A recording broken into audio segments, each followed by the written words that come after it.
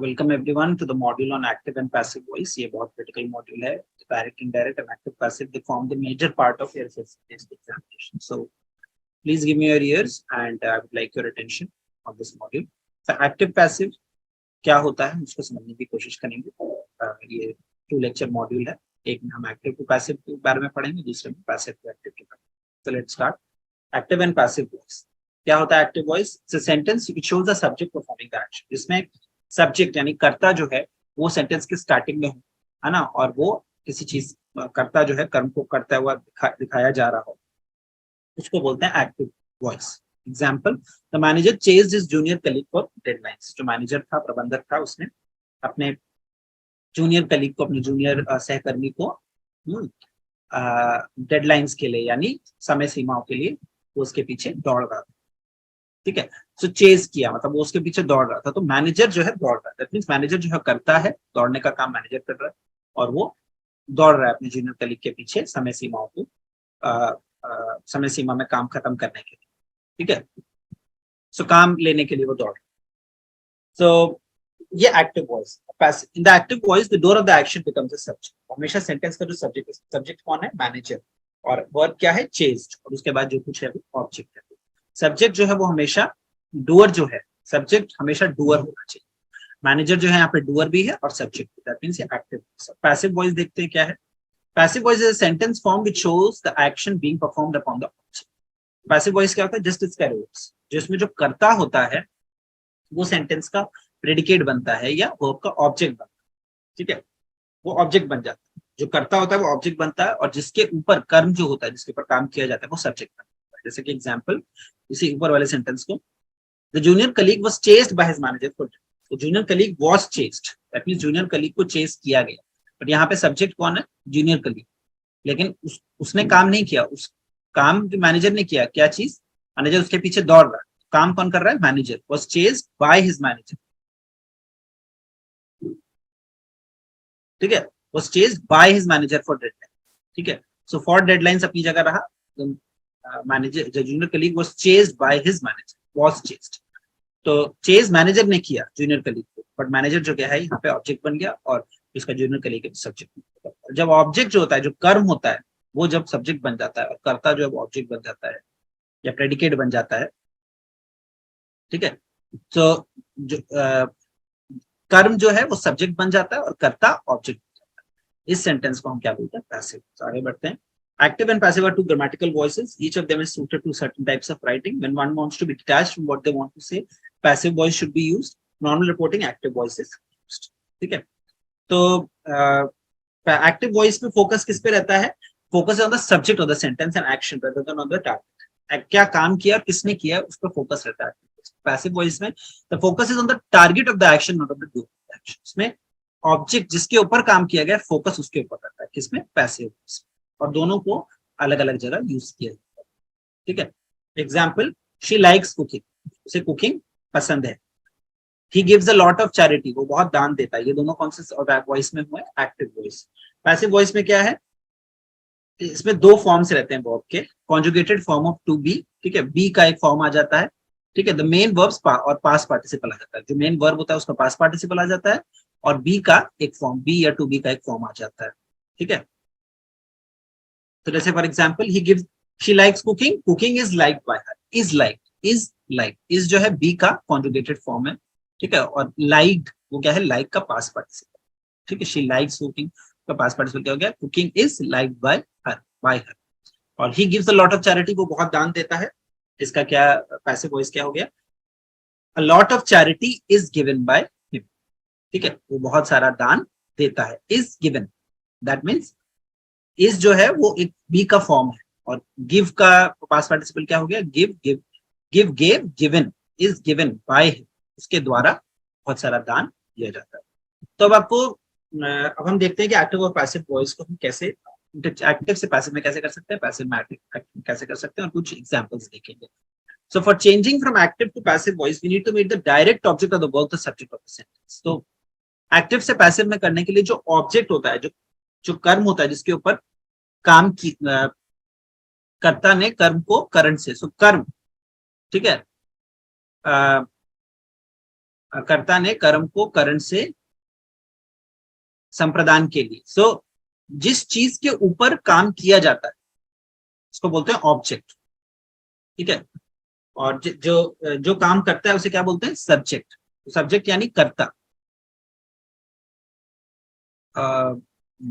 और ऑब्जेक्ट को हम बोलेंगे वस्तु, ठीक है।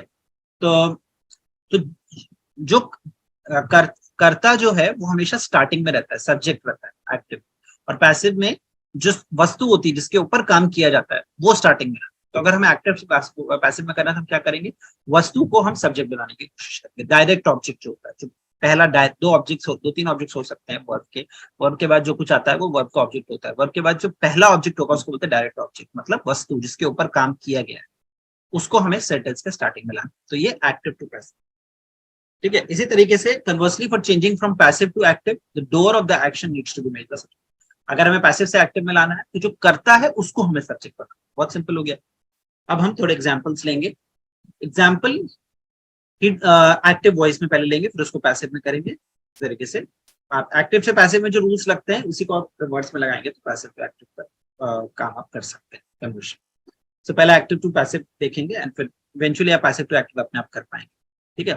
तो first example, he deserves a better treatment at his home. He deserves, वो डिजर्व करता है, दैट इज एक्टिव, ठीक है। इसको पैसिव में करने के लिए क्या करेंगे, ही deserves a better treatment at his home.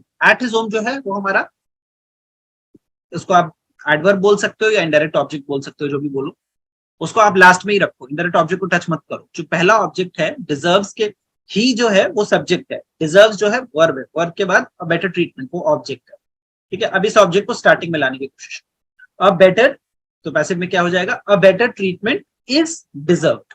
Is आ गया, बी का फॉर्म आ गया, deserve is a better treatment. Is क्यों, क्योंकि सिंगुलर है, हमारा सब्जेक्ट जो है सिंगुलर है, बेटर ट्रीटमेंट, ठीक है, इसीलिए उसके साथ इज आएगा। इज, डिजर्व का पास्ट पार्टिसिपल क्या होगा, डिजर्व्ड, ठीक है। और उसके बाद सब्जेक्ट क्या हो जाएगा, बाय, इज डिजर्व्ड बाय, वो डिजर्व करता है, उसके द्वारा डिजर्व किया जाता है, ठीक है। Is deserved by him at his home, उसके घर पे। तो ये हो गया हमारा पैसिव, ठीक है। इसी तरीके से नेक्स्ट सेंटेंस देखेंगे, बहुत सिंपल, ज्यादा उसको कॉम्प्लेक्स मत करिए, it's very simple, active to passive, passive to active, ठीक है। Next sentence, next example is, they feel they don't receive the service they are paying for. उन्हें लगता है कि वो उस सेवा को, जिस सेवा के लिए वो पैसे दे रहे हैं वो सेवा उन्हें प्राप्त नहीं होती। दे don't receive, they don't receive मतलब ये एक्टिव वॉइस है। वर्ब को देख के आपको समझ जाना चाहिए क्या एक्टिव है कि पैसिव। वो रिसीव नहीं करते, ठीक है, दे डोंट रिसीव, ठीक है। तो दे जो है वो हमारा हमारा सब्जेक्ट है, कर्ता, और रिसीव हमारा वर्ब है, वो रिसीव नहीं करते, ठीक है। एंड द सर्विस वो हमारा क्या है, ऑब्जेक्ट, ठीक है। सो दे हमारा सब्जेक्ट हो गया, तो रिसीव हमारा, वो लोग रिसीव नहीं करते, तो रिसीव क्या हो गया हमारा, वर्ब। और वर्ब के बाद क्या आ गया, क्या रिसीव नहीं करते वो लोग, सर्विस। सर्विस क्या हो गया हमारा, ऑब्जेक्ट, ठीक है। तो सब्जेक्ट, कर्ता, वर्ब, कर्ता, क्रिया, वस्तु, ये ऑर्डर हो गया हमारा एक्टिव का। अब पैसिव में क्या करना है, वस्तु, क्रिया, कर्ता, वस्तु को पीछे ले आना, ठीक है। तो इसको पीछे ले आएंगे सर्विस को। They feel they don't receive the service they are paying for, ये एक्टिव है, इसको पैसिव में कैसे करेंगे, they feel the service they are paying for, ठीक है। The service they are paying for ये हमारा पूरा ऑब्जेक्ट है, इसको उठा के हम पीछे ले आएंगे। They feel they don't receive the service they are paying for, they feel the service they are paying for is not given to them, ठीक है। इज नॉट गिवन, इज क्या हो गया हमारा, बी का फॉर्म हो गया, कॉन्जुगेटेड फॉर्म, ठीक है। और गिवन क्या हो गया, गिव, रिसीव का ऑपोजिट क्या हो गया, given. Is not received by them भी लिख सकते थे, या is not given to them भी। रिसीव का, रिसीव मतलब होता है लेना, और हम उसको अगर ऑब्जेक्ट के पर्सपेक्टिव से दे रहे हैं दैट मींस ऑब्जेक्ट उसे दे नहीं रहा है, ठीक है। Is not being given to them, या is not given to them, ठीक है। इज नॉट गिवन, ये भी गिव का भी हमने कौन सा फॉर्म यूज किया है यहाँ पे, past participle, given, is not given, ठीक है। और इज क्यों, क्योंकि service is not given, service जो है वो हमारा, यहाँ पे सर्विस हमारा पीछे ऑब्जेक्ट था, यहाँ पे सब्जेक्ट बन गया, उसके साथ सर्विस के साथ कौन सा, सर्विस सिंगुलर नाउन है, तो सिंगुलर नाउन के साथ सिंगुलर वर्ब आएगा, is not given to them. Service, उन्हें, उनको लगता है कि वो सर्विस उन्हें नहीं मिलती, ठीक है, जिसके लिए वो पैसा दे रहे हैं। उन्हें लगता है कि वो जिसके लिए वो पैसा दे रहे हैं वो सर्विस उन्हें नहीं दी जाती, देना, ठीक है, is not given to them. They feel the service they are paying for, ये ऑब्जेक्ट पीछे आ गया, is not given to them, ठीक है। तो ये जो दे डोंट रिसीव, ये है जो दे जो है वो आगे चला गया, is not given to them, they उठ के आगे चला गया, और दे फील स्टार्टिंग में ही रहेगा, बिकॉज हमारा जो मेन यहाँ पे वर्ब है वो है रिसीव, इसीलिए फील वाले को हम डिस्टर्ब नहीं करेंगे, उसको स्टार्टिंग में ही रखें। They feel the service they are paying for is not given to them, ठीक है। तो इस तरीके से आप एक्टिव टू पैसिव में you can change very easily, and passive to active के जो रूल्स हैं हम एक्चुअली डिस्कस करेंगे नेक्स्ट पार्ट में। So until then stay tuned and take care, and do float any feedback or any issues if you're facing in a. So, thanks everyone.